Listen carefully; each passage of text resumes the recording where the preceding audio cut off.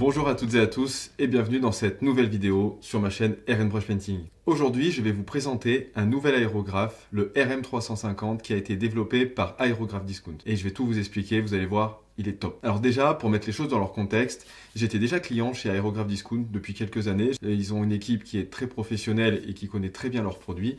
Et quand j'ai eu la chaîne et qu'elle a un petit peu monté en nombre d'abonnés, je les ai contactés, voir s'ils étaient intéressés par un partenariat. J'ai eu un accueil extraordinaire.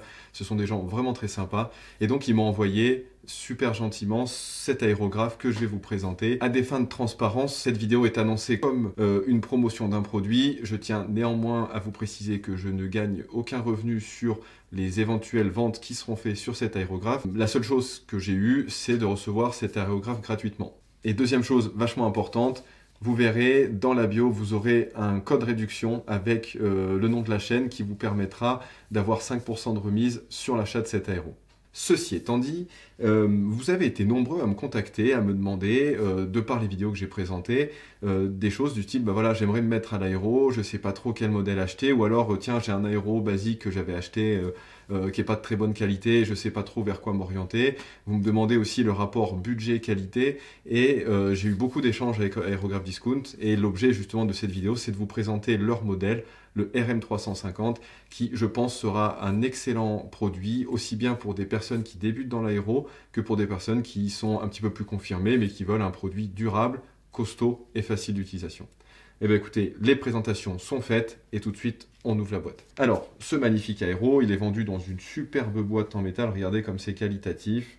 On le voit ici. Alors, vous avez avec une prise rapide qui est livrée avec. Donc ça, c'est si jamais vous voulez le brancher sur votre arrivée d'air et pouvoir le déconnecter assez facilement.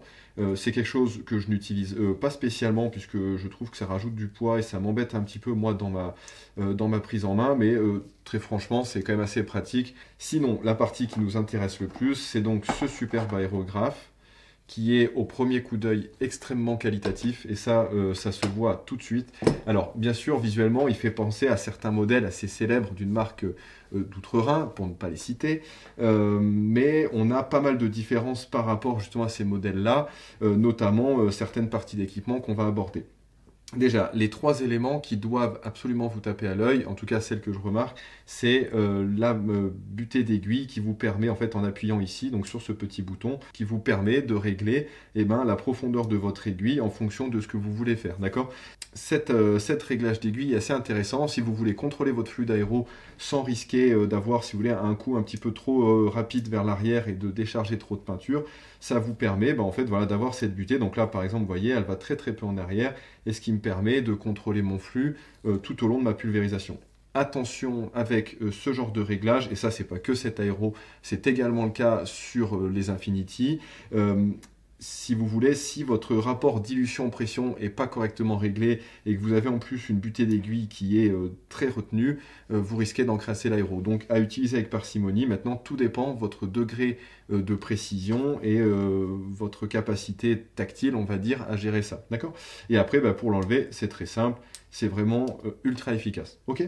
En ce qui concerne le godet, alors ça c'est quelque chose que j'apprécie énormément. Alors j'ai jamais pris le temps de le faire sur mon Cult of Paint, mais je trouve que celui que j'ai est beaucoup trop gros sur mon Cult of Paint. Là vous avez un godet qui est quand même vraiment parfait. Vous avez largement de quoi faire des sessions de peinture, surtout si vous faites, admettons, 10 figurines d'un coup. Il y a largement de quoi faire.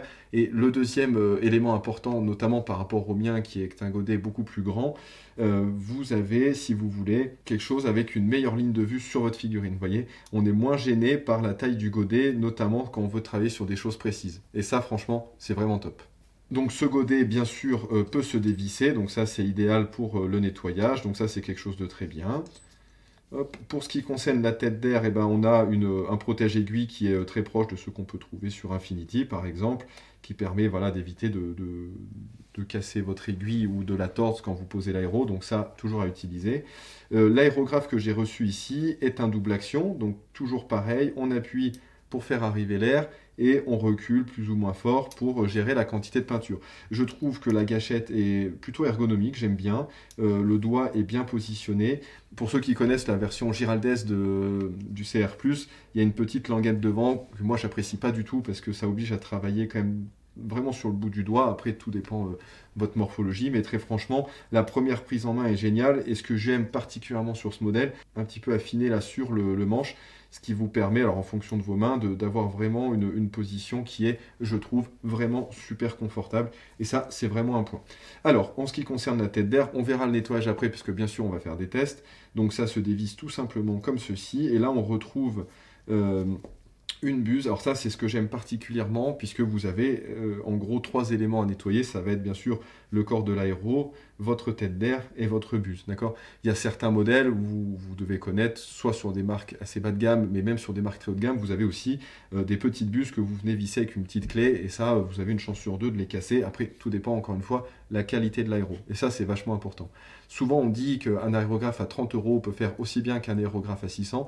Moi, je ne suis pas spécialement d'accord. Je pense que oui, si on veut faire de la sous-couche, ce genre de choses, on peut se contenter d'un aérographe à 30 €. Mais après, il y a quand même des éléments dans le rapport qualité-prix qui, pour moi, sont quand même assez importants à prendre en compte. Et donc voilà, fin de l'aparté, on voit notre buse. Alors la buse est montée avec un joint téflon, donc ça c'est pas mal parce que vous avez quelque chose qui est très durable et qui va garder une bonne étanchéité. Vous voyez la petite particularité de cette buse, pour zoomer dessus, elle est un peu travaillée en cône. Et ça j'aime bien par rapport à celui que j'ai sur l'Infinity. Alors voilà, vous voyez cette petite collerette d'un diamètre inférieur. L'avantage de ça, c'est que quand vous allez visser votre buse, elle va venir s'insérer justement dans le corps de l'aéro et vous avez une étanchéité qui est optimale. Et très franchement, c'est ce que je regrette un peu sur mon Infinity, puisque je n'ai pas cette chose-là et je trouve que je perds vite en étanchéité dans le temps et je fais des grosses sessions de peinture. Mais là, l'avantage, c'est que vous avez une buse qui va quand même vachement mieux épouser la forme de votre aéro et ça, vous allez gagner en qualité de pulvérisation. Ok ? Eh bien écoutez, les présentations sont faites globalement sur cet aéro. Dernier petit détail, vous pouvez régler ici avec cette molette la sensibilité du recul, si vous voulez quelque chose qui force un tout petit peu plus ou pas. C'est pas mal, après j'avoue que moi j'ai tendance à rester sur quelque chose d'assez souple. Mais l'avantage, c'est que vous pouvez vraiment vous le personnaliser. Vous avez une gâchette qui est très réactive, je trouve. Alors, bien sûr, on ne pourra peut-être pas comparer qu'un Iwata en custom micron ou ce genre de choses, mais dès que vous avez le doigt dessus, vous avez très très peu de latence, si je peux dire, entre le moment où vous essayez d'actionner votre doigt vers l'arrière et le moment où votre aiguille va reculer.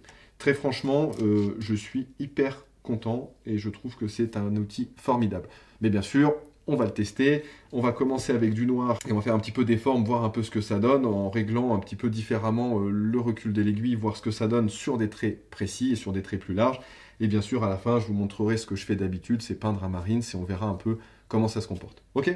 Eh bien écoutez, on est pas mal, je branche le compresseur et c'est parti. Petit détail qui m'a échappé sur le plan précédent, cet aérographe est monté avec une aiguille et une buse de 0,3 mm qui, je trouve, sont les bons compromis quand vous voulez démarrer à l'aéro. Le 0,4 peut être un petit peu large, après tout dépend, on en avait parlé sur la vidéo du Cult of Paint, on a des kits Fine Line, celui-ci est un équivalent, donc vous verrez que vous avez quand même une gamme de pulvérisation et de largeur qui est quand même vachement intéressante, et très franchement, il y a largement de quoi faire. Ok ? Alors, on va commencer juste à faire un petit peu des traits comme ça sur du papier. Vous savez que c'est vraiment pas ma passion de peindre du papier et je trouve que c'est pas du tout le bon moyen de débuter, mais ça va nous permettre déjà d'apprivoiser un petit peu cet aéro. Ok ? Donc là, hop, quelques gouttes de diluant dans le fond du godet. Je tiens à préciser quand même dans la vidéo que je ne l'ai pas testé avant de vous le présenter, donc vous allez avoir mes ressentis instantanés et on verra ce que ça donne. Je suis curieux, mais je ne suis pas trop inquiet. Donc là, j'ai mis mon diluant et ma peinture, et on va voir ce que ça donne. Allez, je fais quelques traits, et puis après, on essaye de faire différents tests.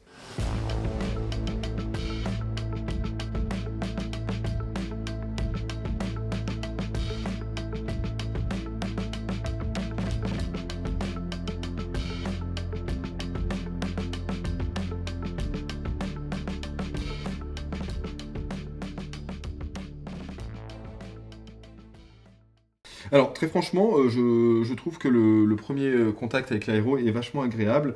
On a une facilité, alors là encore une fois, j'ai pas réglé la butée d'aiguille, donc vous voyez, bon, j'ai pas fait encore tous les traits de toutes les largeurs, mais on a la possibilité, vous voyez, d'avoir quand même des pulvérisations qui sont quand même très fines et d'autres qui sont plus larges. Vous voyez, on va essayer de remplir une forme par exemple.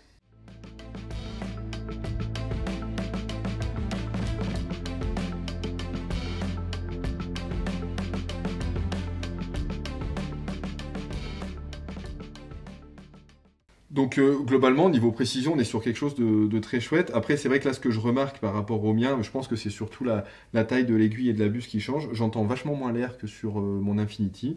Alors, est-ce que c'est par rapport au joint? Je peux pas trop vous dire, mais c'est plutôt agréable. J'entends nettement moins le bruit de l'air qui passe dans l'aéro. Donc, vous voyez, en termes des traits qu'on peut faire, on va essayer de faire du plus fin au plus gros, par exemple.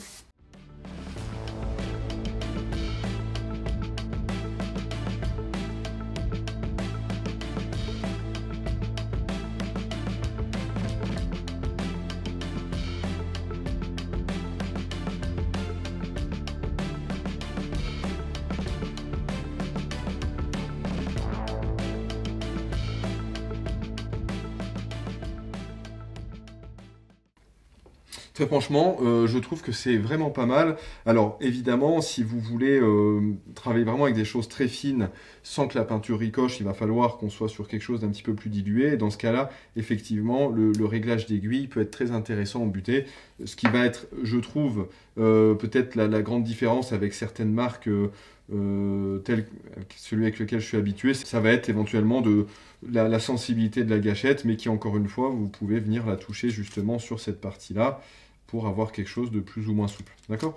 Mais très franchement, surtout pour ce que je vous présente en termes de peinture, vous voyez, pour poser des volumes en blanc, pour après mettre de la peinture contraste, très franchement, c'est un outil qui sera vraiment top du top. Et en rapport qualité-prix, on n'en a pas parlé, on est à peu près dans les 130 € sur l'aérographe, et je trouve que c'est assez intéressant. Une différence assez marquante que je vois, vous voyez, sur l'aiguille, je trouve qu'elle a tendance à moins se...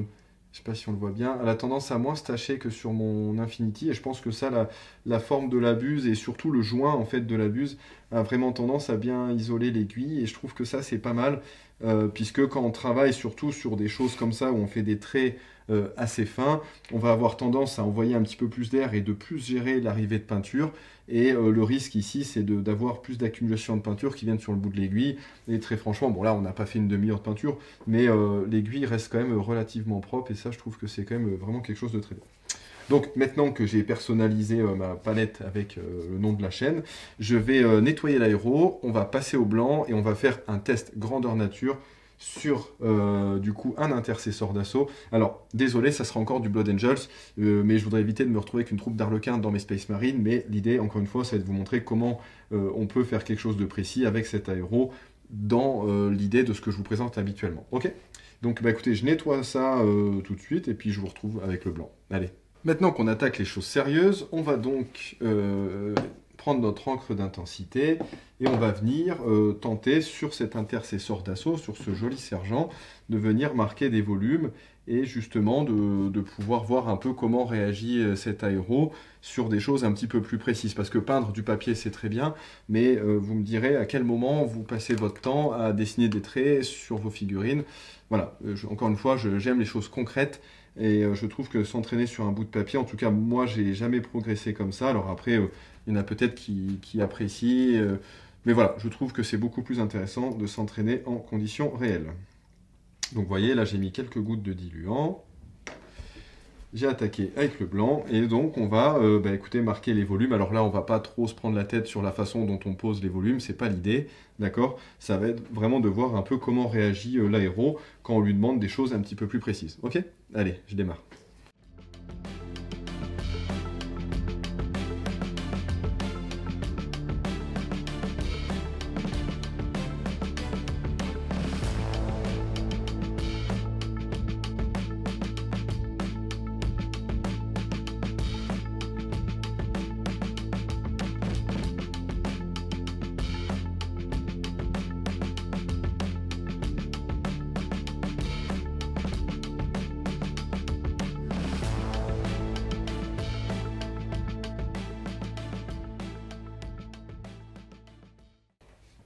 Regardez les premiers passages sur notre Marines.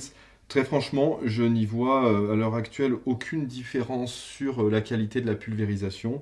Mais très franchement, vous voyez sur un Marines comme ça, qui est quand même une pièce assez jolie, avec des formes différentes, très franchement, je trouve ça super agréable. Et regardez mon aiguille, pour l'instant, elle est encore parfaitement propre. Et l'autre avantage, je pense, c'est que je vais économiser de la peinture avec cette taille de godet. Petit aparté, sachez à tous les détenteurs d'aérographes de la marque Harder Steinbeck que ces kits du RM350 sont compatibles. Donc, si vous avez un CR+, et que vous voulez changer la tête d'air, l'aiguille et la buse, eh ben, dans une logique d'économie, vous pouvez acheter ce kit sur Aérographe Discount. C'est vachement intéressant. Parce que quand je vois la qualité, très franchement, le rapport, la différence entre ceux d'Harder et de ceux-là, puisque Harder, on connaît tous un petit peu le prix des kits, sachant que ça risque d'augmenter, puisque maintenant ils vont passer en titane. Je pense qu'on fera une vidéo là-dessus quand j'arriverai à me procurer un des nouveaux kits de précision. Mais voyez, globalement, vous allez en moyenne quand même nettement moins cher. Pensez juste à un truc, c'est que votre aérographe Infinity, vous pouvez mettre le kit complet, mais vous devrez mettre la tête d'air du RM350 avec, d'accord? La buse du RM350 n'est pas compatible avec celle de Harder, ok? Bref, ceci étant dit, on va continuer un petit peu notre Marines, mais pour l'instant, j'en suis vraiment ravi. Eh bien, écoutez, regardez, j'en ai terminé avec le blanc. Très franchement, je suis vraiment satisfait. Je vois pas spécialement de différence entre ce que j'ai l'habitude de peindre. Bon, là, après, bien sûr, l'idée, c'est de vous présenter l'aéro, donc je ne vais pas passer autant de temps que d'habitude. Très franchement, je trouve qu'on a quelque chose de vraiment efficace, de précis. Alors évidemment, je suis habitué à travailler avec un autre outil, c'est complètement différent, mais encore une fois, si on s'adresse, et c'est l'idée de cet aéro, à des, à des personnes qui veulent se familiariser un petit peu avec l'outil, qui veulent changer un petit peu l'aéro qu'ils avaient acheté à 20 €, sur lequel ils cassent des bus tout le temps, très franchement, je trouve que c'est une très bonne occasion de sauter le pas et de se mettre à travailler avec un outil qui est quand même très qualitatif et qui permet, vous voyez, franchement, avec du 0,3, d'avoir, en tout cas dans la façon dont je peins, quelque chose d'assez efficace. Voilà. Après, évidemment, peut-être que si je devais comparer avec mon Cult of Paint, le recul de la gâchette est peut-être un petit peu différent du mien et ça demande un petit peu d'adaptation. Mais très franchement, pour quelqu'un qui n'a pas touché un aéro ou alors qu'on a fait 3 fois et qui veut commencer à faire des trucs chouettes, très honnêtement, je trouve qu'il est vraiment extra.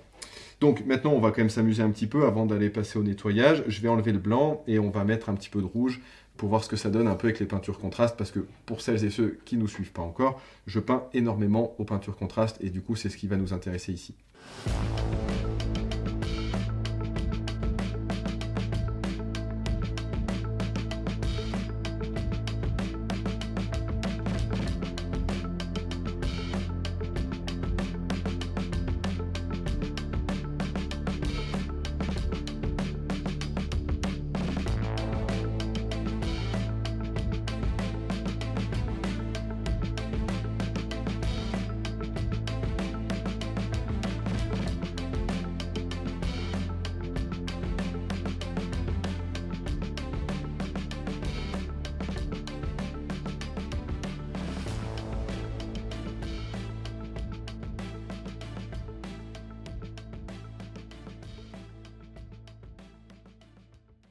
Alors, regardez le résultat. Très franchement, je ne vois aucune différence de qualité de pulvérisation par rapport à mon Cult of Paint.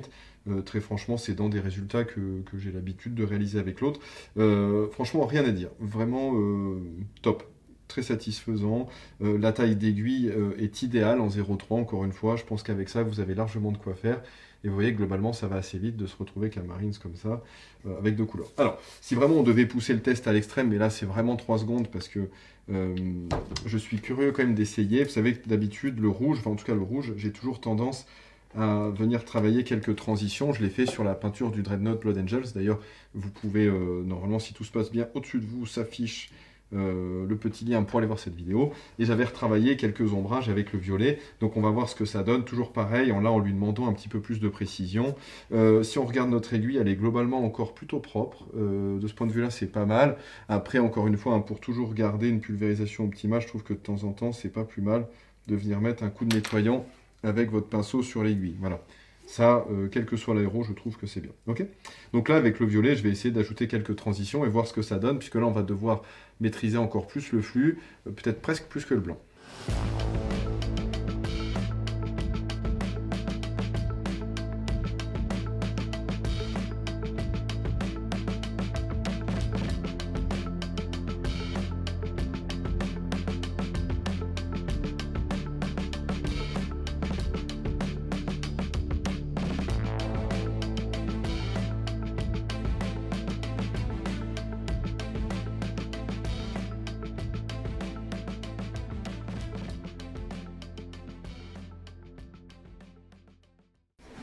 Ben écoutez, voilà, regardez, là, j'ai passé mon violet. Je suis vraiment ravi de la précision et de la qualité de pulvérisation.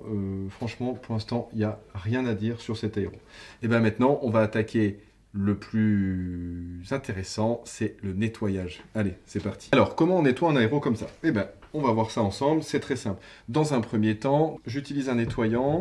J'en mets quand même pas mal de gouttes. Après, je les consomme beaucoup, mais je trouve que c'est le meilleur moyen d'avoir toujours un aérographe avec sa pleine capacité d'utilisation. Et ça, c'est toujours pareil. Vous pouvez prendre un aérographe à 600 ou un aérographe à 30 euros. Si on fait n'importe quoi, il ne va pas durer longtemps. Bon, là, vous voyez, j'ai déjà nettoyé un petit peu l'intérieur du godet et je vais donc le purger pour enlever la première partie de ma peinture.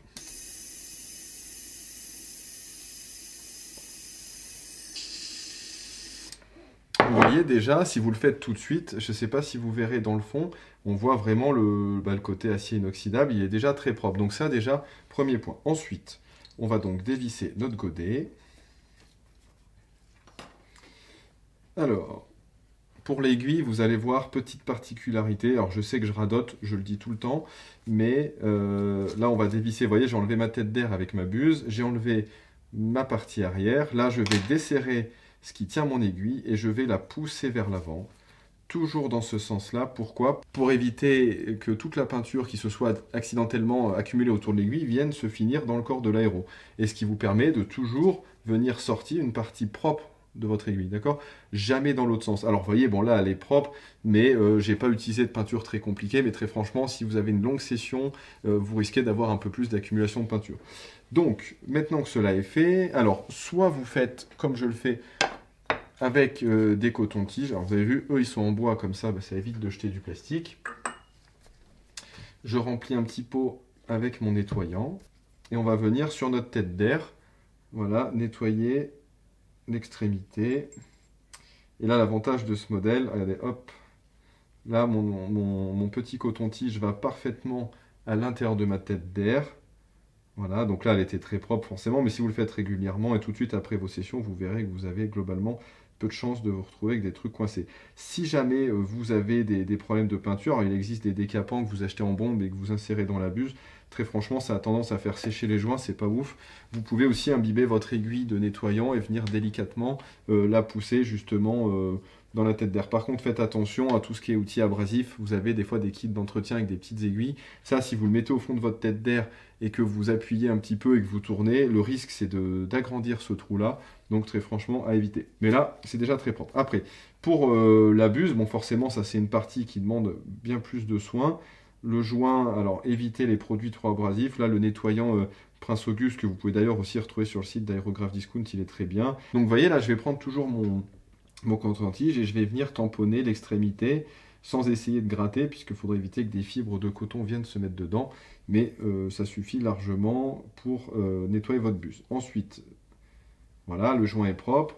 Avant de faire une bêtise, et on n'a pas fini de nettoyer la buse, je vais prendre une microfibre, je vais mettre un petit peu de nettoyant aéro dessus, et on va venir très délicatement, toujours dans le sens vers l'aiguille, vers la sortie, et non pas dans l'autre sens. Déjà, ça vous évitera de vous mettre une aiguille dans le doigt, parce que c'est pas très agréable, et ça évitera éventuellement de l'accrocher et de l'abîmer.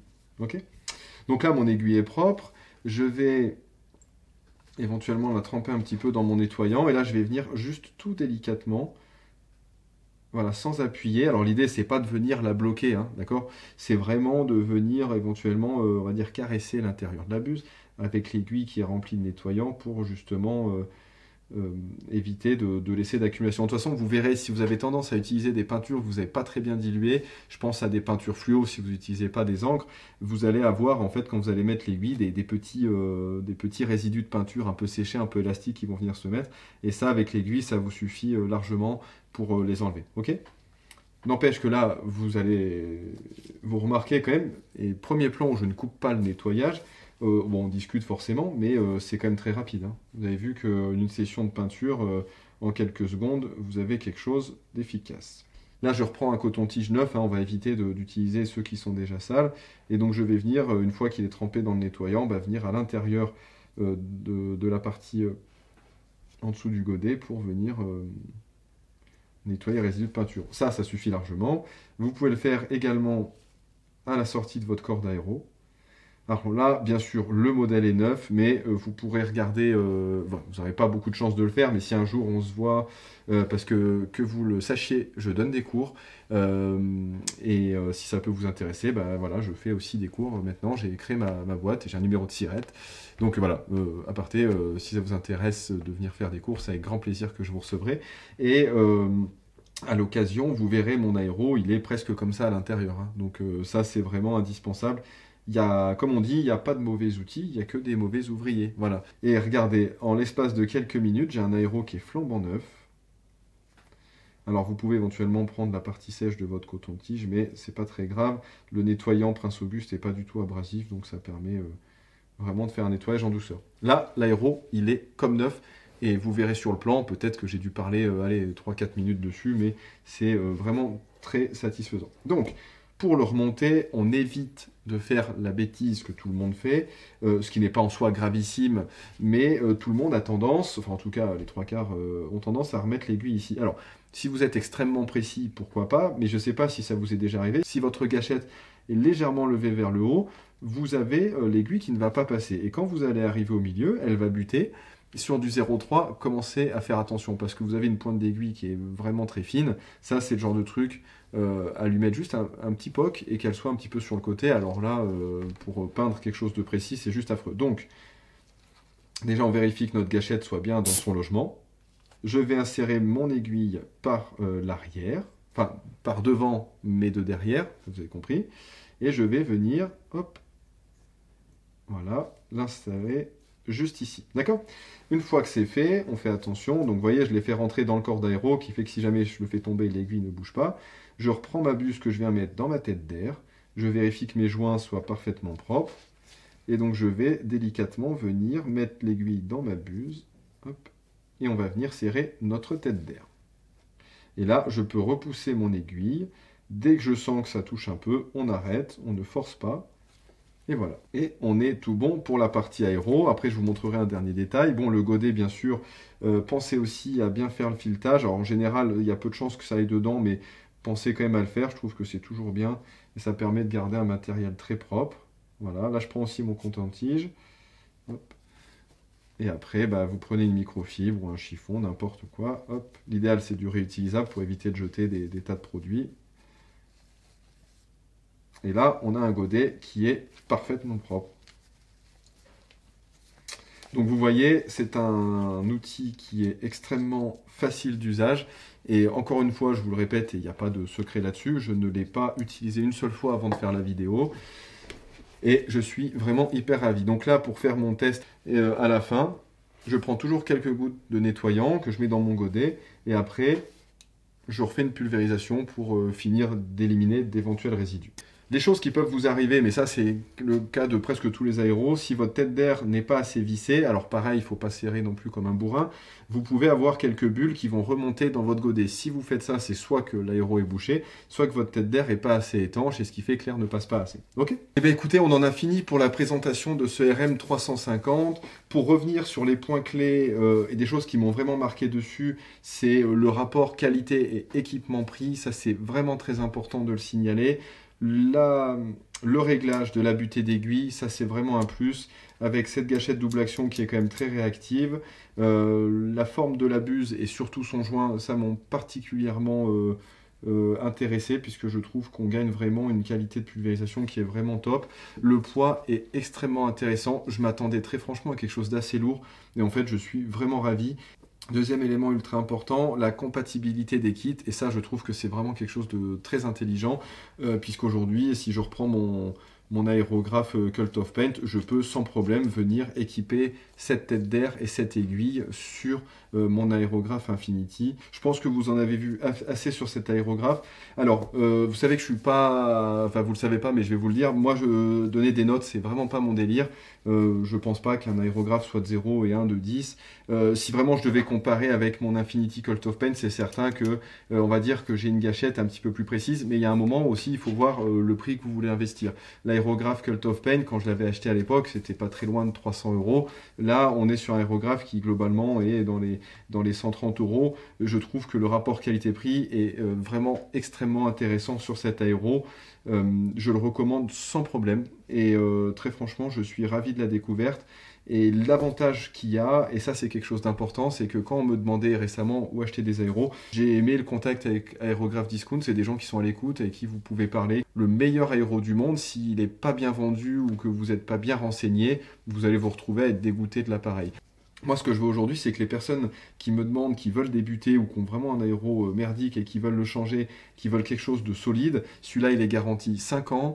Très franchement, sur un site français avec lequel vous avez un contact et un interlocuteur, moi, j'hésite pas une seule seconde. Et à refaire, à l'époque où j'ai commencé l'aéro, j'aurais préféré 200 fois avoir ce modèle-là qu'avoir un modèle comme le A112 de Prince Auguste, même s'il est bien aussi, mais encore une fois, la facilité de nettoyage, cette butée d'aiguille, la gâchette qui est extrêmement réactive, très franchement, le top du top.